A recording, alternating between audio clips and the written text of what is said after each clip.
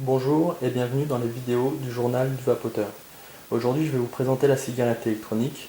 Comme certains ont dû déjà le voir, il existe plusieurs dizaines de vidéos qui vont vous présenter la cigarette électronique.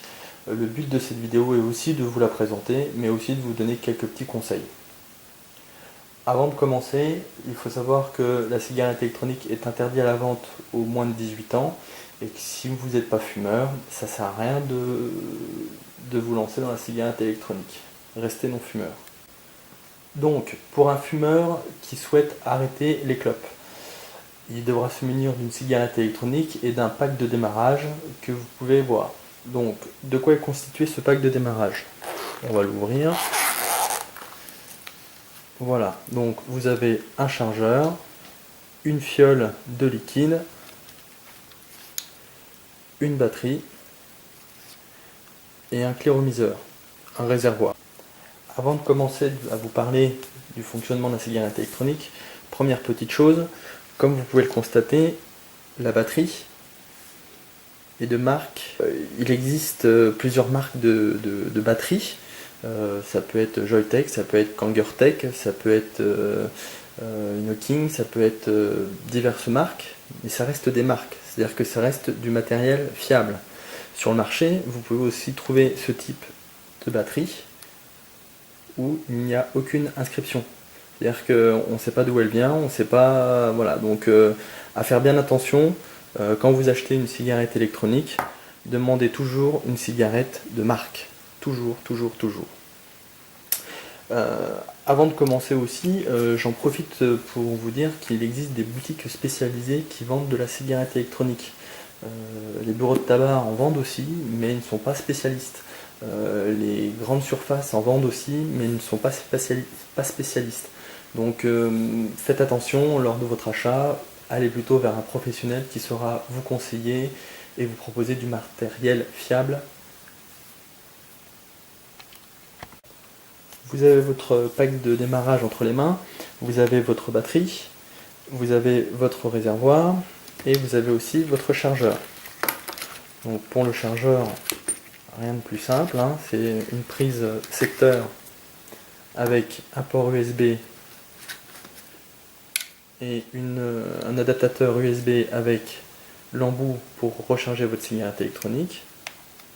Il vous suffit de le brancher, voilà, et puis vous branchez votre cigarette en la vissant.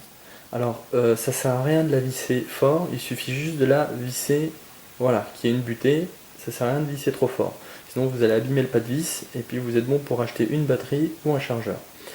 Au moment de la charge, une LED rouge va s'allumer et quand votre batterie sera chargée entièrement, la LED verte sera allumée.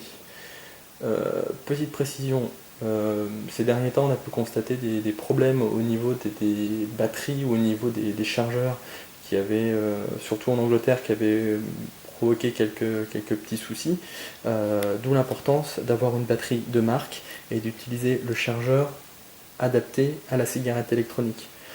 Si vous achetez un adaptateur qui ne convient pas au modèle que vous avez acheté, libre à vous d'en subir les conséquences. Autre chose sur le chargement, vaut mieux rester à côté de votre cigarette ou à proximité pendant son rechargement.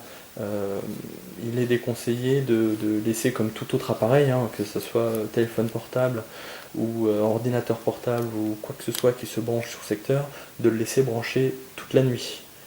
Voilà, donc si vous rechargez votre cigarette électronique, sous surveillance. Donc comment fonctionne la cigarette électronique? C'est une batterie, vous avez un réservoir, dans ce réservoir, vous avez, dans ce modèle-là, vous avez donc des mèches qui vont être imbibées grâce au liquide.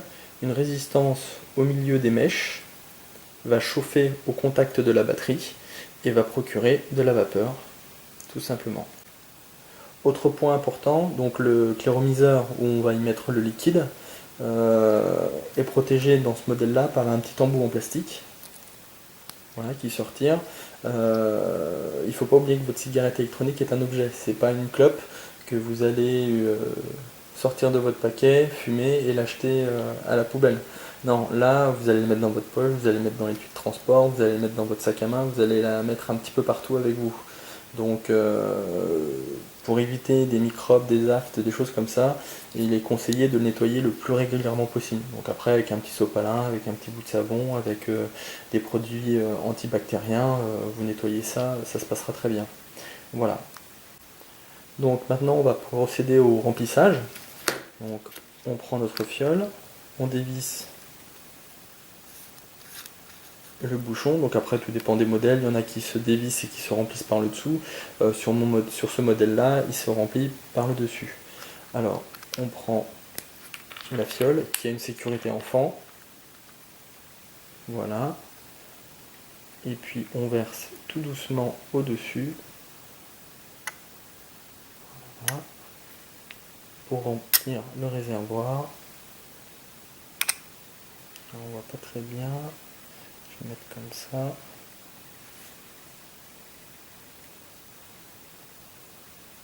Voilà. Donc on remplit, on remplit, on remplit.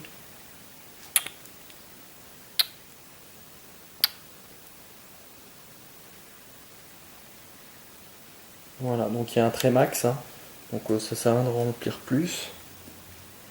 Sinon ça risque de fuir. Voilà, on le revisse.